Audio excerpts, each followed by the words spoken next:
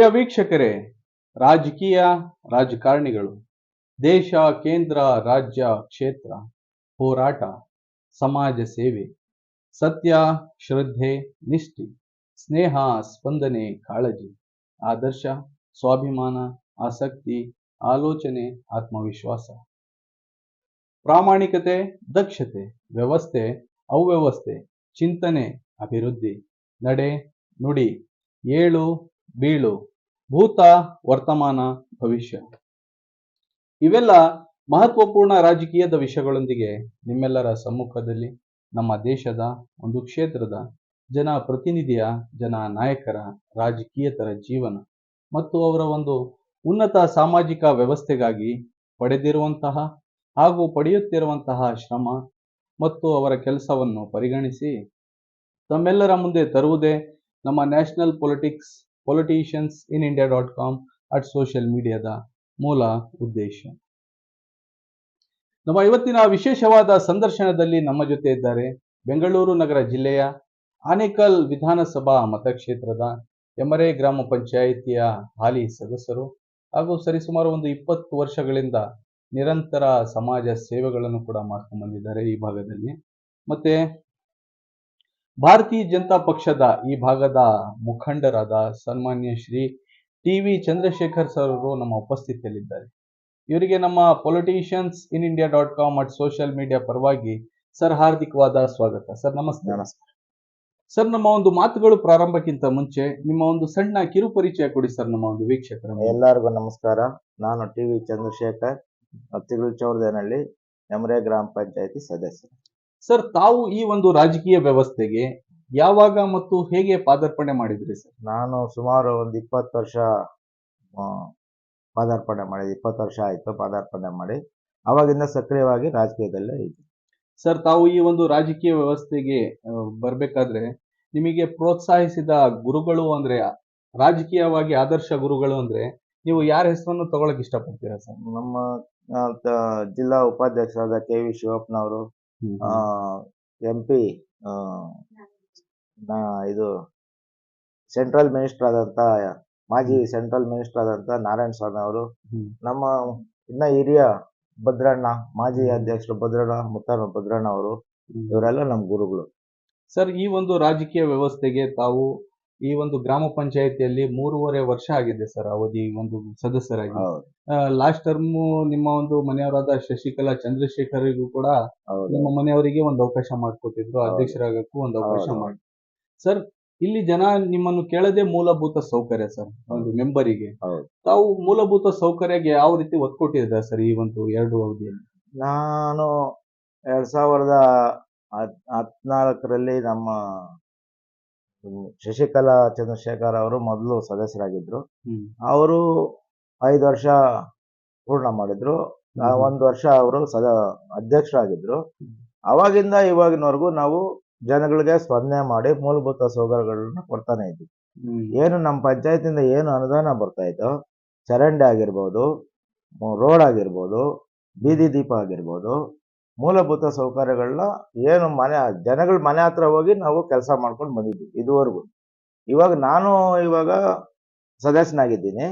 ನಾನು ಕೂಡ 3 ವರ್ಷದಿಂದ ಓವರ್ ಟ್ಯಾಂಕ್ ಆಗಿರ್ಬೇಕು, ಕುಡಿಯೋ ನೀರಿಂಗ್ ಆಗಿರ್ಬೇಕು, ಬೀದಿ ದೀಪ ಆಗಿರ್ಬೇಕು, ರೋಡ್ ಆಗಿರ್ಬೇಕು, ಚರಂಡಿಗಳಾಗಿರ್ಬೇಕು, ಎಲ್ಲ ಚೌಡದೇನಹಳ್ಳಿ ಗ್ರಾಮದ ಎಲ್ಲಾ ಕಡೆನೂ ಮೂಲಭೂತ ಸೌಕರ್ಯಗಳನ್ನ ಕೊಟ್ಕೊಂಡ್ ಬಂದಿದ್ದೀನಿ. ಸರ್, ಕುಡಿಯೋ ನೀರಿಗೆ ಮೊದಲು ವ್ಯವಸ್ಥೆ ಹೇಗಿತ್ತು? ತಾವು ಬಂದ ನಂತರ ಇದಕ್ಕೆ ಯಾವ ರೀತಿ ಒತ್ತು ಕೊಟ್ಟು ಈಗ ವ್ಯವಸ್ಥೆ ಹೇಗಿದೆ? ಹೌದು, ಕುಡಿಯೋ ನೀರಿಗೆ ನಮ್ಮ ಶಶಿಕಲಾ ಅವರು ಸದಸ್ಯರಾದಾಗ ನಮ್ಮ TC ಹಳ್ಳಿ ಗ್ರಾಮದಲ್ಲಿ ಮನೆ ನಲ್ಲಿ ಇರ್ಲಿಲ್ಲ. ಇದು ಮಿನಿ ಟ್ಯಾಂಕ್. ಮಿನಿ ಟ್ಯಾಂಕ್ ಅಂದ್ರೆ ಒಂದು ಬೀದಿಗೆ ಎಲ್ಲ ಒಂದೊಂದು ಮಿನಿ ಟ್ಯಾಂಕ್ ಇತ್ತು. ನಾವು ಸದಸ್ಯರಾಗಿ ಬಂದಾಗ ನಾವು ಬಂದ ಮೇಲೆ ಮನೆ ನಲ್ಲಿ ಹಾಕಿದ್ವಿ. ಮನೆ ನಲ್ಲಿ ಹಾಕಿ ಇಡೀ ಚೌಡದೇನಹಳ್ಳಿಗೆ ಮನೆ ನಲ್ಲಿ ಹಾಕಿ ನೀರು ಕೊಟ್ಟಿದ್ವಿ. ಸರ್, ಇದು ಮನೆಗೆ ನಲ್ಲಿ ಹಾಕಿ ಕೊಟ್ಟಿರುವಂತದ್ದು ನಿಮ್ಮ ಒಂದು ಅವಧಿಯಲ್ಲಿ ನಿಮ್ಮ ಒಂದು ವೈಯಕ್ತಿಕ ಆಲೋಚನೆಯಿಂದನಾ ಅಥವಾ JJM ಇಂದ ಹಾಕ್ಸಿರ? ಇಲ್ಲ, JJM ಇವಾಗ ಬಂದಿರ್ಬೋದು. ನಾನು 10 ವರ್ಷ ಹಿಂದೆ ನಮ್ಮ ಶಶಿಕಲಾ ಅವರು ಸದಸ್ಯರಾಗಿ ಅಧ್ಯಕ್ಷರಾಗಿದ್ದರು ನೋಡಿ, ಅವಾಗೇ ಮನೆ ನಲ್ಲಿ ಕೊಟ್ಟಿದ್ವಿ. ಸರ್, ಮತ್ತೆ ಒಂದು ಸ್ವಚ್ಛತೆ ವಿಚಾರ ಬಂದಾಗ ಎಲ್ಲ ಒಂದು ಹೌದು. ಪಂಚಾಯತಿಯಲ್ಲೂ ಘನತ್ಯಾಜ್ಯ ವಿಲೇವಾರಿ ಹೌದು, ಘಟಕ ಅನ್ನಕ್ಕಂಥದ್ದು ಈ ಸ್ಥಾಪನೆ ಮಾಡಿ ಹೌದು, ಕಸ ಕಲೆಕ್ಟ್ ಮಾಡ್ತಾರೆ ಸರ್. ಹೌದು. ಈ ವ್ಯವಸ್ಥೆ ನಿಮ್ಮ ಒಂದು ಪಂಚಾಯತಿಯಲ್ಲಿ ಇದೆಯಾ ಸರ್? ನಮ್ಮ ಪಂಚಾಯತಿನಲ್ಲಿ ವ್ಯವಸ್ಥೆ ಐತೆ. ಇವಾಗೂ ನಮ್ಮ ಪಂಚಾಯತಿಂದ ಗಾಡಿಗಳನ್ನ ಇದ್ ಮಾಡಿ ಯಾರಿಗೋ ಟೆಂಡರ್ ಕೊಟ್ಟು ಅವರಿಂದ ನಾವು ಮನೆ ಮನೆ ಹತ್ರ ಗಾಡಿಗಳನ್ನ ಕಳಿಸಿ ಕಸ ವಿಲೇವಾರಿ ಮಾಡ್ತಾ ಇದ್ದೀವಿ. ಅಂದ್ರೆ ನಿಮ್ಮ ಒಂದು ಪಂಚಾಯತಿಯಲ್ಲಿ ಒಂದು ವಿಲೇವಾರಿ ಘಟಕ ಆಗಿದೆಯಾ ಸರ್ ಇದು? ನಾವು ಇವಾಗ ಈ ಈ ಸಲಿ 3.5 ವರ್ಷದಿಂದ ಅದೇ ಪ್ರತಿಯೊಂದು ಮೀಟಿಂಗ್ ಅಲ್ಲಿ ಸಾಮಾನ್ಯ ಸಭೆನಲ್ಲಿ ಅದೇ ಕೆಲಸ ಮಾಡ್ತಾ ಇಲ್ಲ, ಅದೇ ಸಬ್ಜೆಕ್ಟ್ ಮಾಡ್ತಾ ಇದ್ದೀವಿ. ನಮ್ಗೆ ಜಾಗ ಎಲ್ಲೂ ವ್ಯವಸ್ಥೆ ಆಗ್ತಾ ಇಲ್ಲ. ತಹಸೀಲ್ದಾರ್ ಎಮ್ರೆ ಹತ್ರ ಒಂದ್ ಜಾಗನ ಗುರ್ಸಿದ್ವಿ, ಸ್ಕೆಚ್ ಎಲ್ಲ ಮಾಡಿ ಅದನ್ನ ಫಾರ್ವರ್ಡ್ ಮಾಡಿದ್ವಿ. ಅದೇನೋ ತಿರ್ಗಾ ಪ್ರಾಬ್ಲಮ್ ಆಗಿ ಸ್ಟಾಪ್ ಆಯ್ತು. ತಿರ್ಗಾ ಮೊನ್ನೆ ಮೀಟಿಂಗ್ ಅಲ್ಲಿ ರೈಸ್ ಮಾಡ್ಬಿಟ್ಟು ತಿರ್ಗಾ ಬಂದು ತಹಸೀಲ್ದಾರ್ ಅವರು ಸ್ಪಾಟ್ ಬಜಾರ್ ಮಾಡ್ಕೊಂಡು ಹೋಗಿದ್ದಾರೆ. ಘನತ್ಯಾಜ್ಯ ವಿಲೇವಾರಿಗೆ ನಾವು ಯಾವಾಗೂ ಒತ್ತು ಕೊಡ್ತಾ ಇದ್ದೀವಿ. ಅಲ್ಲಿ ಸ್ವಲ್ಪ ಅಧಿಕಾರಿಗಳು ತಲೆ ಕೆಡಿಸ್ಕೊಂಡು ಪಂಚಾಯತಿನಲ್ಲಿ ಲೆಟರ್ ಕೊಟ್ರೆ ಅಧಿಕಾರಿಗಳು ಬಂದು ಪರಿಶೀಲನೆ ಮಾಡಿ ನಮ್ಗೆ ಪಂಚಾಯತಿ ಲಿಮಿಟ್ಗೆ ಮಾಡ್ಕೊಡ್ಬೇಕು. ಕಂದಾಯ ಇಲಾಖೆ ಕಂದಾಯ ಇಲಾಖೆ ಅವರು ನಮ್ಗೆ ಎಲ್ಲೂ ಜಾಗ ಗುರುಸ್ತಾ ಇಲ್ಲ. ಇವಾಗ ನಾವು ಆಲ್ರೆಡಿ ಒಂದು 2 ಸಲಿನೂ ರೆಜುಲೇಷನ್ ಮಾಡಿ ರೆಜುಲೇಷನ್ ಕಾಪಿ ಎಲ್ಲ ಕೊಟ್ಟು ಕಳಿಸಿದೀವಿ. ಎಮ್ರೆ ಹತ್ರ ಎಲ್ಲ ಒಂದು ಅರ್ಧ ಎಕರೆನೋ 3/4 ಎಕರೆನೋ ಜಾಗನೋ ಸ್ಕೆಚ್ ಎಲ್ಲ ಮಾಡಿ ಅದನ್ನು ಸ್ಟಾಪ್ ಆಗೈತೆ. ಏನೋ ಪ್ರಾಬ್ಲಮ್ ಸರ್, ಯಾವುದೇ ಒಂದು ಕ್ಷೇತ್ರ ಸಂಪೂರ್ಣವಾಗಿ ಅಭಿವೃದ್ಧಿ ಆಗ್ಬೇಕಂದ್ರೆ ಹೌದು, ಆ ಕ್ಷೇತ್ರದಲ್ಲಿ ಬರುವಂತ ಶಾಲೆಗಳ ಅಭಿವೃದ್ಧಿ ಅತಿ ಮುಖ್ಯ ಪಾತ್ರ ವಹಿಸುತ್ತೆ. ಹೌದೌದು. ನಿಮ್ಮ ಒಂದು ಊರು ವ್ಯಾಪ್ತಿಯಲ್ಲಿ ಬರುವಂತ ಶಾಲೆಗಳಿಗೆ ಯಾವ ರೀತಿ ಅಭಿವೃದ್ಧಿ ಪಡಿಸಿದಿರಾ? ಮತ್ತೆ ಶಿಕ್ಷಣಕ್ಕಾಗಿ ನಿಮ್ಮ ಆದ್ಯತೆ ಏನಿದೆ ಸರ್? ನಾನು ಸತ್ಯ ಹೇಳ್ತಾ ಇದ್ದೀನಿ. ನಾವು ಸದಸ್ಯರಾಗದಿರೋ ಮುಂಚೆ ನಮ್ಮೂರಲ್ಲಿ 2 ಶಾಲೆ, 2 ರೂಮ್ ಇತ್ತು. 8ನೇ ತರಗತಿವರೆಗೂ ರೂಮ್ಗಳಿತ್ತು. ಅದರಲ್ಲೇ ಎಲ್ಲ ಡಿವೈಡ್ ಮಾಡ್ಕೊಂಡು ಊರೊಳಗೆ ಒಂದು ಇದ್ದಿದ್ದು. ಬರೀ ಎರಡೇ ರೂಮ್ ಅಲ್ಲಿ 4 ರೂಮೇನೆ ಇತ್ತು. 2 ರೂಮ್ ಅಲ್ಲಿ 4-5 ಇತ್ತು. ಮಿಕ್ಕಿದ್ದು ಹುಡುಗರು ಇರ್ತಾ ಇದ್ರು. ನಾವು ಬಂದ ಮೇಲೆ ಒಂದು ಜಾಗ, ಕುಂಟೆ ಜಾಗ ಅಂತ ಇತ್ತು, 106ನೇ ಸರ್ವೆ ನಂಬರ್ ಅಲ್ಲಿ ಒಂದು ಕುಂಟೆ ಜಾಗ. ಅದು ಸ್ಯಾಂಕ್ಷನ್ ಮಾಡಿಸ್ಕೊಂಡ್ಬಂದು ಈ ನಾರಾಯಣ ಸ್ವಾಮಿ ಅವರು ಸೋಷಿಯಲ್ ವೆಲ್ಫೇರ್ ಮಿನಿಸ್ಟರ್ ಆಗಿದ್ರು. ಅವರು ಮುಖಾಂತರ ನಾವು ಅಲ್ಲಿ ಜಾಗ ಕಟ್ಟಿ ಇವಾಗ 2 ಫ್ಲೋರ್ ಬಿಲ್ಡಿಂಗ್ ಆಗೈತೆ. ನಮ್ಮ ಅಧ್ಯಕ್ಷ ಶಶಿಕಲಾ ಅವರು ಅಧ್ಯಕ್ಷರಾಗಿದ್ದಾಗ ಆ ಶಾಲೆನ ಕಟ್ಟಡ ಕಟ್ಟಿ ಉದ್ಘಾಟನೆ ಮಾಡಿ. ಮತ್ತೆ ಶಿಕ್ಷಣಕ್ಕೆ ಮತ್ತೆ ನಿಮ್ಮ ಒಂದು ಊರಿನ ಶಾಲೆಯಲ್ಲಿರುವಂತಹ ಮಕ್ಕಳಿಗೆಲ್ಲ ಪುಸ್ತಕಗಳು ಅದೆಲ್ಲ ಸರ್ವಿಸ್ ಕೊಡ್ತಾ ಇದ್ದೀರಾ ಸರ್? ಸ್ವಾತಂತ್ರ್ಯ ದಿನಾಚರಣೆ ಬಂದಾಗ ಎಲ್ಲಾ ಸದಸ್ಯರು, ಗ್ರಾಮಸ್ಥರು, ಹಿರಿಯರೆಲ್ಲ ಬಂದು ಮಕ್ಕಳಿಗೆಲ್ಲ ಪ್ರೋತ್ಸಾಹ ಚೆನ್ನಾಗಿ ಕೊಡ್ತಾ ಇದ್ದಾರೆ ಸರ್. ಮತ್ತೆ ಇನ್ನೊಂದು ಕೇಂದ್ರೀಯ ಯೋಜನೆ ಇದೆ ಸರ್, ಇದು NREG ಅಂತ ಹೇಳ್ತೀವಿ, ಉದ್ಯೋಗ ಖಾತ್ರಿ. ಈ ಒಂದು ಯೋಜನೆ ನಿಮ್ಮ ಒಂದು ವ್ಯಾಪ್ತಿಯಲ್ಲಿ ಇದರಿಂದ ಏನಾದ್ರು ಅನುಕೂಲ ಪಡ್ಕೊಂಡಿದ್ದೀರಾ? ಮತ್ತೆ ಇದು ಬೆಂಗಳೂರು ಗ್ರಾಮಾಂತರ ಭಾಗದಲ್ಲಿ ನಿಮ್ಮ ಪಂಚಾಯತಿಗೆ ಈ ಒಂದು ಯೋಜನೆ ಯೂಸ್ಫುಲ್ ಇದೆಯಾ ಸರ್? ಇದು NREG ನಲ್ಲಿ ಒಂದು ಇವಾಗ ನಮ್ಮ ಬೆಂಗಳೂರು ಗ್ರಾಮಾಂತರದಲ್ಲಿ ಒಂದು ಕೆಲಸ ಆಗೈತೆ. ನಮ್ಮ ಕಡೆ ಕೆಲಸ ಮಾಡೋರು ಎಲ್ಲೂ ಸಿಗ್ತಾ ಇಲ್ಲ. ನಾವು ಕೂಲಿ ಕೆಲಸ ಮಾಡೋರು ಸಿಗ್ತಾ ಇಲ್ಲ. ನಾವು ಪ್ರತಿ ಗ್ರಾಮ ಪಂಚಾಯತಿ, ಗ್ರಾಮ ಸಭೆಗಳಲ್ಲಿ, ವಾರ್ಡ್ ಸಭೆಗಳಲ್ಲಿ ಪಾಂಪ್ಲೆಂಟ್ ಹಂಚಿ ಮನೆ ಮನೆ ಇದು ಏನು ಮೈಕ್ ಇಟ್ಕೊಂಡು ಪ್ರಚಾರ ಮಾಡ್ತೀವಿ. ಯಾರು ಜಾಬ್ ಕಾರ್ಡ್ ಮಾಡ್ಸಕ್ ಬರ್ತಾ ಇಲ್ಲ. ಆ ಜಾಬ್ ಕಾರ್ಡ್ ಮಾಡಿಸಿದ್ರೆ ಆ ಕೆಲಸಕ್ಕೆ ವ್ಯಾಲ್ಯೂ ಇರ್ತದೆ. ಜಾಬ್ ಕಾರ್ಡ್ ಮಾಡ್ಸಕ್ಕೆ ಬರಲ್ಲ, ಗ್ರಾಮ ಸಭೆಗಳಿಗೆ ಬರಲ್ಲ NREG ಕೆಲಸ ಐತೆ ಅಂದ್ರೆ.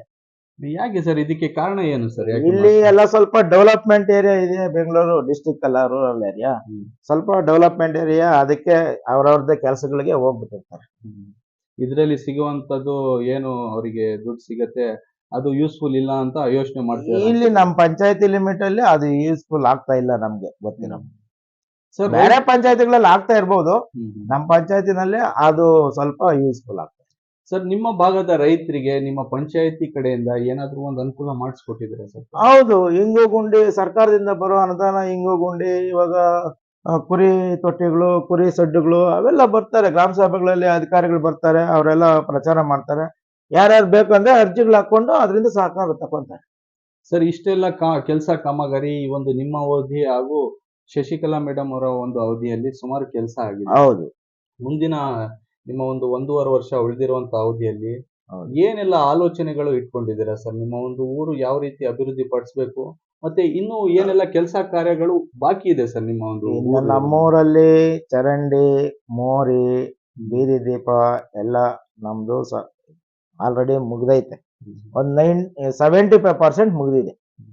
ಇನ್ನಿರೋದು ಬಾಕಿ ನಮ್ಗೆ ಸ್ಯಾನಿಟರಿ ಒಂದು ನಮ್ಮ ತಿಳ್ಚೋಡ್ದಲ್ಲಿ ಒಂದು ಆಗ್ಬಿಟ್ರೆ BBMP ಲಿಮಿಟ್ ಗನ್ನ ಚೆನ್ನಾಗಿರ್ತದೆ ನಮ್ಮ ಊರು ತಿಳ್ಚೋಡ್ದಲ್ಲಿ.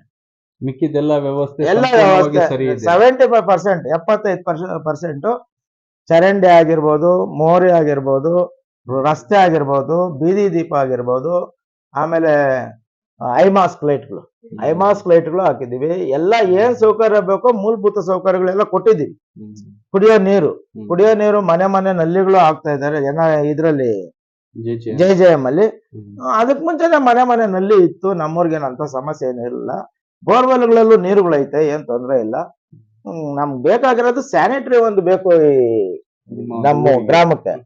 ಅದೊಂದು ಮುಂದಿನ ದಿನಗಳಲ್ಲಿ ಅದೊಂದು ಮಾಡ್ಬೇಕು ಅಂತ ಒಂದು ಆಸೆ ಇತ್ತು. ಈ ಪರ್ಮಿಷನ್ಗಳಿಂದ ಪ್ರಾಬ್ಲಮ್ ಆಗ್ಬಿಟ್ಟಿದೆ ಸರ್. ಖಂಡಿತ ತಾವು ಈಗ ಒಂದು ಭಾರತೀಯ ಜನತಾ ಪಕ್ಷದಲ್ಲಿ ಸಕ್ರಿಯ ಕಾರ್ಯಕರ್ತರಾಗಿ ಒಂದು ಈ ಭಾಗದಲ್ಲಿ ಈಗ ಮುಖಂಡರಾಗಿ ಗುರುತಿಸ್ಕೊಂಡಿದ್ದೀರಾ ಸರ್. ಸರ್, ತಾವು ಪಕ್ಷದ ಸಂಘಟನೆಗೆ ಯಾವ ರೀತಿ ಒತ್ತು ಕೊಟ್ಕೊಂತ ಬಂದಿದ್ದೀರಾ? ಯಾಕಂದ್ರೆ ಪಕ್ಷದಲ್ಲಿ ತಮಗೆ ಒಂದು ಬೂತಿನ ಅಧ್ಯಕ್ಷರು ಕೂಡ ಮಾಡಿದ್ರು, ಒಂದು ಜವಾಬ್ದಾರಿನೂ ಕೂಡ ಕೊಟ್ಟಿದ್ರು. ಯಾವ ರೀತಿ ಪಕ್ಷಕ್ಕೆ ಸಂಘಟನೆ ಒತ್ತು ಕೊಟ್ಟಿದ್ದೀರಾ? ಮತ್ತೆ ನಿಮ್ಮ ಪಕ್ಷದ ಬಗ್ಗೆ ಏನು ಮಾಹಿತಿಯನ್ನು ನಮ್ಮ ವೀಕ್ಷಕರಿಗೆ ತಿಳಿಸಕ್ಕೆ ಇಷ್ಟಪಡ್ತೀನಿ? ಪಕ್ಷದ ಬಗ್ಗೆ ಅಂದ್ರೆ ಪಕ್ಷದ ನಿಷ್ಠಾವಂತ ಕಾರ್ಯಕರ್ತ ನಾನು. ಯಾವುದೇ ಆಮಿಷಗಳಿಗೆ ಒಳಪಡ್ದವನಲ್ಲ. ಪಕ್ಷ ಜವಾಬ್ದಾರಿ ಒಟ್ಮೇಲೆ ಅದನ್ನ ನಿಭಾಯಿಸಿದ್ದೀನಿ. ಪಕ್ಷದ ಬೂತ್ ಅಧ್ಯಕ್ಷನಾಗಿ ಕೆಲಸ ಮಾಡಿದ್ದೀನಿ, ಪಂಚಾಯತಿ ಸದಸ್ಯನಾಗಿ ಕೆಲಸ ಮಾಡಿದ್ದೀನಿ, BJP ಸದಸ್ಯನಾಗಿ. ಆಮೇಲೆ ಪಕ್ಷ ಇವಾಗ ಯುವಕರಿಗೆ ಆದ್ಯತೆ ಕೊಡ್ಬೇಕು, ಅವ್ರಿಗೆ ಸ್ವಲ್ಪ ಆದ್ಯತೆ ಕೊಡಿಸ್ತಾ ಇದ್ದೀನಿ. ಮುಂದಿನ ದಿನಗಳಲ್ಲಿ ಯುವಕರಿಗೆ ಸ್ವಲ್ಪ ಸಹಕಾರ ಮಾಡ್ಕೊಡೋಣ ಅಂತ ನನ್ನ ಆಸೆ. ಸರ್, ಅದೇ ನಿಮ್ಮ ಒಂದು ಊರಿನ ಯುವಕರಿಗೆ, ನಿಮ್ಮ ಪಕ್ಷದ ಯುವಕರಿಗೆ ನಮ್ಮ ಸೋಷಿಯಲ್ ಮೀಡಿಯಾ ಮುಖಾಂತರ ತಾವು ಯಾವ ಏನ್ ಸಂದೇಶವನ್ನು ಕೊಡಕ್ಕೆ ಇಷ್ಟಪಡ್ತೀರಾ ಸರ್? ಮುಂದಿನ ಭವಿಷ್ಯ, ದೇಶದ ಭವಿಷ್ಯ, ನಾವು ಯುವಕರನ್ನ ಮುಂದೆ ತಂದು ಅವ್ರಿಗೆ ನಾವು ಪ್ರೋತ್ಸಾಹ ಕೊಟ್ಟು ದೇಶದ ಬಗ್ಗೆ ಯೋಚನೆ ಮಾಡಿ ಕೆಲಸ ಮಾಡಲಿ ಅಂತ ಅಂತೇನೆ. ಸರ್, ನಮ್ಮ ರಾಷ್ಟ್ರೀಯ BJP ನಾಯಕರು ಮತ್ತೆ ನಮ್ಮ ಪ್ರಧಾನಿಗಳಾದ ಸನ್ಮಾನ್ಯ ಶ್ರೀ ನರೇಂದ್ರ ಮೋದಿಜಿ ಅವರ ಬಗ್ಗೆ ನಿಮ್ಮ ಅಭಿಪ್ರಾಯ? ಅವರಂದ್ರೆ ನಿಮಗೆ ಅವರ ಒಂದು ಹೆಸರು ಹೇಳಿದ ತಕ್ಷಣ ನಿಮಗೆ ಬರುವಂತ ಮಾತಂದ್ರೆ ಯಾವುದು ಸರ್? ದೇಶದ ಹಿತಕ್ಕೋಸ್ಕರ ಅವರು ಸ್ವಾರ್ಥಕ್ಕೆ ಬಿಟ್ಟು ದೇಶದ ಬಗ್ಗೆ 18 ಅವರ್ ಕೆಲಸ ಮಾಡ್ತಾ ಇದ್ದಾರೆ. ಅದಕ್ಕೋಸ್ಕರ ನಮ್ಗೆ ಪ್ರೀತಿ ವಿಶ್ವಾಸ ಜಾಸ್ತಿ. ಸರ್, ನಿಮ್ಮ ಒಂದು ಊರಿನ ಮತದಾರರು ನಿಮ್ಮನ್ನು 2 ಬಾರಿ ಗ್ರಾಮ ಪಂಚಾಯತಿಯ ಚುನಾಯಿತ ಸದಸ್ಯರಾಗಕ್ಕೆ ಒಂದು ಅವಕಾಶ ಮಾಡಿಕೊಟ್ಟಿದ್ದಾರೆ. ನಿಮಗೆ ಒಂದ್ಸತಿ ಮತ್ತೆ ನಿಮ್ಮ ಮನೆಯವರಾದ ಶಶಿಕಲಾ ಮೇಡಮ್ಗೆ ಒಂದ್ಸತಿ.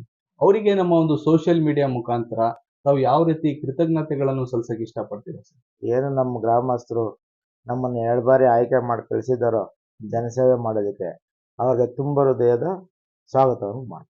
ಖಂಡಿತ ಸರ್. ಇಷ್ಟೊತ್ತು ನಿಮ್ಮ ಒಂದು ರಾಜಕೀಯ ಹಾಗೂ ವೈಯಕ್ತಿಕ ಆಚಾರ ವಿಚಾರಗಳನ್ನು ನಮ್ಮ ಮತ್ತೆ ಹಾಗೂ ನಮ್ಮ ವೀಕ್ಷಕರ ಮುಂದೆ ಹಂಚಿಕೊಂಡಿದ್ದಕ್ಕೆ ನಮ್ಮ politiciansinIndia.com ಮತ್ತು ಸೋಷಿಯಲ್ ಮೀಡಿಯಾ ಪರವಾಗಿ ಸರ್ ತಮಗೆ ಧನ್ಯವಾದಗಳು.